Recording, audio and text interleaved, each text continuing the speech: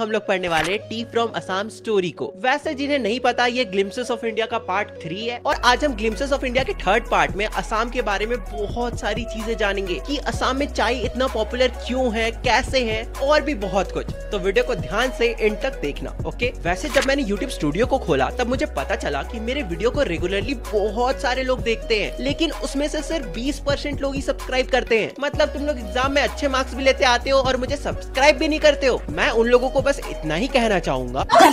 चलो अब स्टोरी को स्टार्ट करते हैं। इस स्टोरी में 2 मेन कैरेक्टर है। सबसे पहला प्रांजल, हेलो मेरा नाम है प्रांजल। दूसरा राजवीर, हेलो एवरीवन मैं हूँ राजवीर और मैं हूँ इस कैरेक्टर का मेन कहानी, इस कहानी का मेन कैरेक्टर, और मैं तो तुम्हारा नरेटर हूँ। देखो कहानी बहुत सिंपल है। प्रांजल और राजवीर दोनों क्लासमेट थे और दिल्ली में पढ़ाई करते थे। प्रांजल के जो फादर थे ना, वो असम के टी गार्डन के मैनेजर थे। इससे हमें ये पता चलता है कि जो प्रांजल है वो असम का रहने वाला है। इसके बाद जो प्रांजल होता है वो राजवीर को असम इन्वाइट करता है साथ में समर वेकेशन मनाने के लिए, क्योंकि मई जून का टाइम था और दोनों का समर वेकेशन चल रहा था। इसके बाद जो राजवीर होता है वो प्रांजल की बात मान लेता है और दोनों साथ में असम की ट्रेन में बैठ जाते हैं। अब यहाँ से मेन कहानी स्टार्ट होती है। ट्रेन के अंदर एक चाय बेचने वाला आता है और कहता है चाय गरम चाय गरम चाय गरम चाय चाय चाहिए साहब, सुनिए हमें 2 कप चाय दे दीजिए। इसके बाद दोनों प्रांजल और राजवीर मस्त चुस्की लेके चाय पी रहे होते हैं और साथ ही साथ उस कंपार्टमेंट में जितने भी लोग थे सभी चाय पी रहे होते हैं। प्रांजल तुम्हें पता है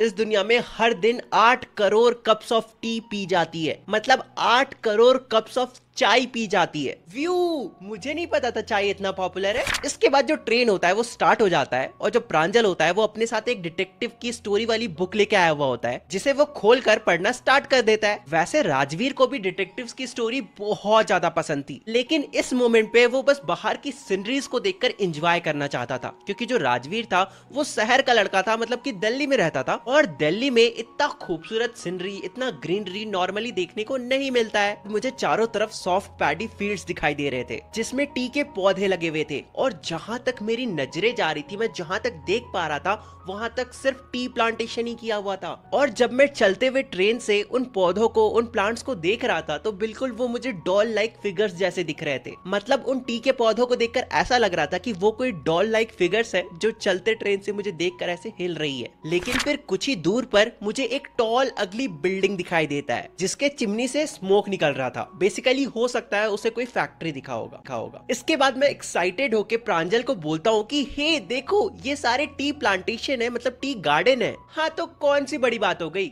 ये एक टी कंट्री है ब्रो। तुम्हें पूरे असम में बहुत सारे टी प्लांटेशंस देखने को मिल जाएंगे और तुम अपना पूरा जिंदगी भी बिता दो तब भी असम के सारे टी प्लांटेशन को नहीं देख पाओगे। देखो प्रांजल तो असम में ही रहता था, इसलिए उसने बचपन से बहुत सारी टी प्लांटेशन देख रखी है और इसलिए वो इतना ज्यादा एक्साइटेड नहीं था। वैसे प्रांजल तुम्हें पता है ट्रेन में बैठने से पहले मैंने टी के ऊपर बहुत सारा रिसर्च करा था और मुझे पता चला कि आज तक ये किसी को भी नहीं पता कि आखिर टी का आविष्कार किसने किया है। हालांकि इसके ऊपर बहुत सारे लेजेंड्स बनाए गए हैं, मतलब बहुत तरह की कहानियां बनाई गई है। वैसे जिन्हें नहीं पता, लेजेंड्स का मतलब होता है पौराणिक कथाएं या फिर कहानियां जो कि सच्ची भी हो सकती है और झूठी भी। अच्छा राजवीर, अगर तुमने इतना रिसर्च किया ही है तो मैं भी उन लेजेंड्स के बारे में जरूर सुनना चाहूंगा, चलो बताओ। तो ये कहानी बहुत पुरानी है। एक चाइनीज एम्परर पीने के लिए पानी बॉईल कर रहे थे, मतलब कि पानी को उबाल रहे थे, लेकिन तभी उसमें कुछ पत्ते गिर जाते हैं और उस पानी का कलर चेंज हो जाता है और फिर एम्परर जैसे ही उस पानी को पीते हैं उन्हें बहुत ही डिलीशियस फ्लेवर का एहसास होता है। हालांकि बाद में पता चलता है कि वो लीव्स कोई और नहीं बल्कि टी लीव्स थे, मतलब चाय की पत्तियां थी और क्या। और इस तरह से पहली बार जो चाय था वो डिस्कवर होता है। अच्छा ठीक है, लेकिन मुझे कोई और कहानी सुनाओ, मुझे दूसरी कहानी सुननी है। तुमने कहा था ना इसके ऊपर बहुत सारे लेजेंड्स हैं, तो चलो दूसरी सुनाओ। अब दूसरी कहानी है इंडिया की। एक बुद्धिस्ट थे जिनका नाम था बोधिधर्मा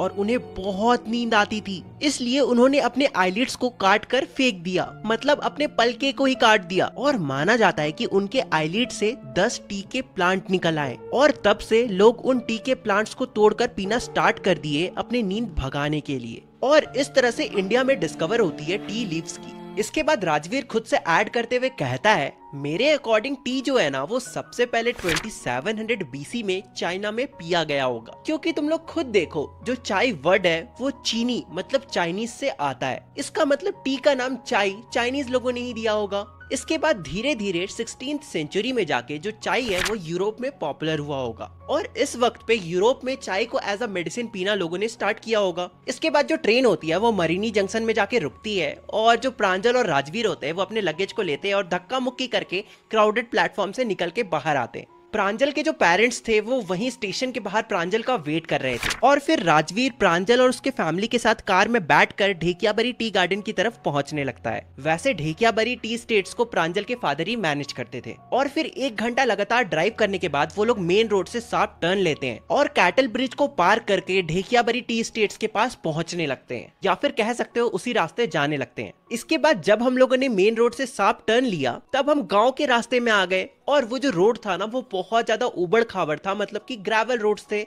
और फिर हमें रोड के दोनों साइड में दूर दूर तक बस टी के बुशेस दिखाई दे रहे थे। मतलब फिर से हमें टी प्लांटेशन दिखाई दे रहा था जो कि बहुत दूर दूर तक था और टी के जितने भी प्लांट्स थे ना सभी के सभी सेम हाइट के थे। ऐसा नहीं कि एक प्लांट बड़ा है और एक प्लांट बहुत छोटा। साथ ही में उन फार्म्स में कुछ टी प्लकर्स थे जो कि अपने पीठ पर बैम्बू बास्केट टांगे हुए थे और साथ ही में प्लास्टिक एप्रॉन्स को पहनकर न्यूली स्प्राउटेड टी लीव्स को तोड़ रहे थे। इसके बाद प्रांजल के फादर कार को स्लो करते हैं ताकि एक ट्रैक्टर जिसके अंदर पूरा टी लीव्स भरा हुआ था वो पार हो सके और इससे हमें ये पता चलता है कि वो जिस रोड में चल रहे थे ना वो रोड बहुत ज्यादा कंजस्टेड था, उसमें एक साथ 2 बड़ी बड़ी गाड़ियां नहीं जा सकती थी। मिस्टर बरवा, क्या ये सेकंड फ्लश का टाइम है? मतलब कि स्प्राउटिंग पीरियड है जो कि मई से जुलाई तक चलता है और इसमें बेस्ट टी लीव्स निखर के आते हैं, मतलब कि इसी टाइम पीरियड पे बेस्ट टी लीव्स निकलते हैं। मिस्टर बरवा प्रांजल के फादर का नाम था जो कि कार ड्राइव कर रहे थे। वो कहते हैं कि हाँ ये तो वही पीरियड है, तुमने तो काफी अच्छे से अपना होमवर्क करा है, मतलब तुम ऑलरेडी इस जगह के बारे में काफी कुछ पता करके आए हो। मतलब प्रांजल के फादर काफी खुश हो जाते हैं कि इसे इतना सब कुछ पता है टी के बारे में। हाँ पर मिस्टर बरवा, मैं चाहता हूँ कि जब मैं इस जगह से जाऊँ तब मैं इस जगह के बारे में और टी के बारे में और भी बहुत सारी चीजें जान कर जाऊँ। एंड इस तरह से ये जो तुम्हारा स्टोरी है वो खत्म होता है।